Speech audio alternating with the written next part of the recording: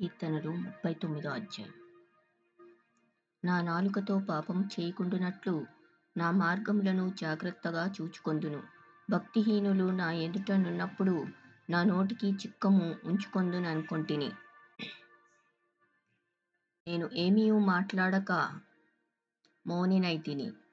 క్షేమము గూర్చి అయినను పలకక నేను మౌనంగా నుంటిని. అయినను నా విచారము అధికమాయెను. నా గుండె నాలో మండుచుండెను. నేను ధ్యానించుచుండగా మంట పుట్టెను. అప్పుడు నేను ఈ మాట నోరారా పలికితిని. యెహోవా, నా అంతము ఎట్లుండునది? నా దినముల ప్రమాణము ఎంతైనది నాకు తెలుపుము. నా ఆయువు ఎంత అల్పమైనదో నేను తెలుసుకొనగోరుచున్నాను. నా దినముల పరిమాణము నీవు బెత్తడంతగా చేసియున్నావు. నీ సన్నిధిని నా ఆయుష్కాలం లేనట్టేయున్నది. ఎంత స్థిరుడైనను ప్రతి వాడును కేవలము వట్టి ఊపిరి వలె ఉన్నాడు. మనుషులు వట్టి నీడవంటి వారై తిరుగులాడుదురు. వారు తొందరపడుట గాలికే గదా. వారు ధనము కూర్చుకొందురు గాని అది ఎవనికి చేజిక్కునో వారికి తెలియదు. ప్రభువా, నేను దేని కొరకు కనిపెట్టుకొందును? నిన్నే నేను నమ్ముకొని ఉన్నాను.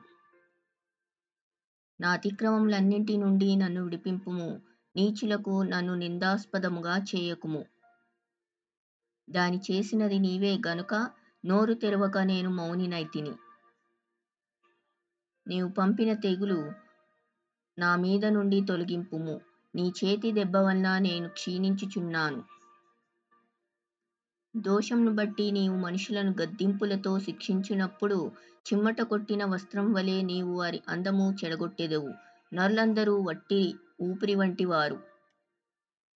యెహోవా, నా ప్రార్థన ఆలకింపుము. నా మొరకు చెవియొగ్గుము. నా కన్నీళ్లు చూచి మౌనంగా నుండకుము. నీ దృష్టికి నేను అతిథి వంటి వాడను. నా పితరులందరి వలె నేను పరవాసినై ఉన్నాను. నేను వెళ్ళిపోయి లేకపోక మునుపు నేను తెప్పరిల్లునట్లు నన్ను కోపంతో చూడకుము.